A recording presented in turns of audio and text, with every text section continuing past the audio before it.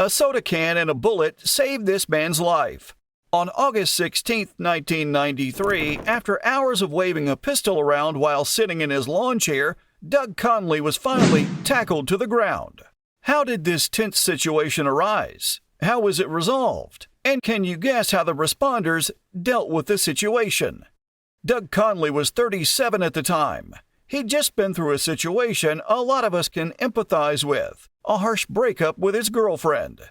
Conley, despite being a man with decent life experience under his belt, took the breakup particularly hard. Feeling distraught and helpless, he turned to threats of violence to get the attention he needed. Rather than posting a sad update on his Facebook profile or a desperate Instagram story, Conley pulled out his snub-nosed .38 revolver and sat himself firmly in the middle of a Columbus street on a lawn chair. Posing a danger to the surrounding suburban residents, the Columbus Police Department was obviously called. Blocking a residential intersection and causing closure of multiple streets, Conley gained maximum attention in his depressed state. A number of patrol vehicles arrived. The officers hid behind the doors of the cars in case Conley decided to use his weapon on them. Columbus officers and Ohio State troopers believed his statements and kept their distance, beginning to reason and negotiate with the emotional man. Conley sat there, resting in his chair on the muzzle of his .38 revolver, with tensions rising. At around 90 degrees Fahrenheit or 32 degrees Celsius, the temperature was also rising. With the distressed man waving his weapon at officers and passing drivers while demanding to see his recently ex-girlfriend, the Columbus police became desperate.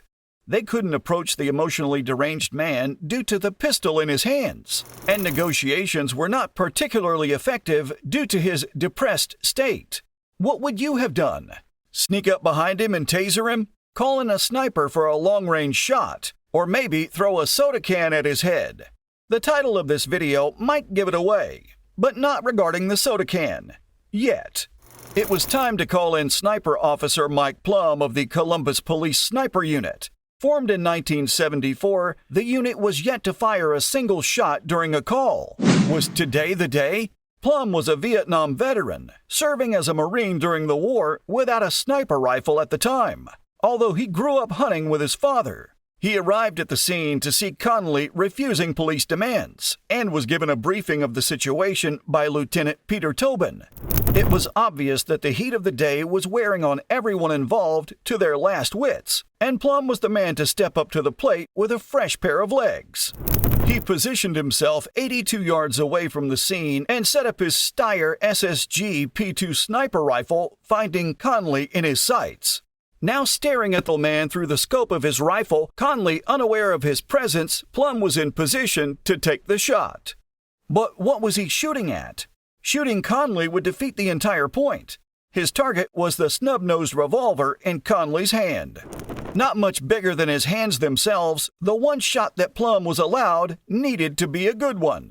He had practiced on ranges, shooting coins stuck into pieces of fruit, but nothing in a real situation, particularly at stakes this high. The main question was, how could they get the revolver in sight without the follow-through injuring Conley? This is where the soda can comes in. On a particularly hot day as it was, a sugary refreshment was going to be the perfect distraction to take Conley's mind off the weapon in his other hand. How would you have distracted him with it? Shake it up so it fizzes everywhere when he opens it? Leave it just out of his reach so he has to lean to his left, exposing the weapon, or throw it at his head? With some quick thinking, the Columbus police officers shook up the soda can as much as they could before handing it to the thirsty target. As expected, bubbles came pouring out of the can and Conley was forced to put the can on the ground next to him, but not before taking a quick sip of the drink. At this point, the weapon was resting just off his right leg, at least a third of it concealed in his hand. However, it was clear that Conley was becoming more distracted and relaxed. A combination of the hours sitting in the heat, the tense situation, and the shaken-up soda can culminated in the perfect moment for Plumb to take his shot.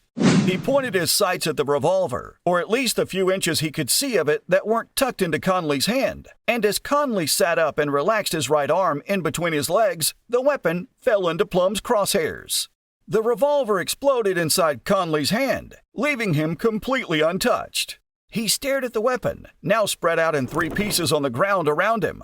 After a minor panic, Conley returned to a quite relaxed state, trying to play off like nothing had happened. He was promptly tackled to the ground by police.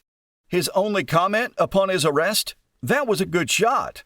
Conley served a 2-year probation after pleading guilty to inciting a panic, a misdemeanor offense.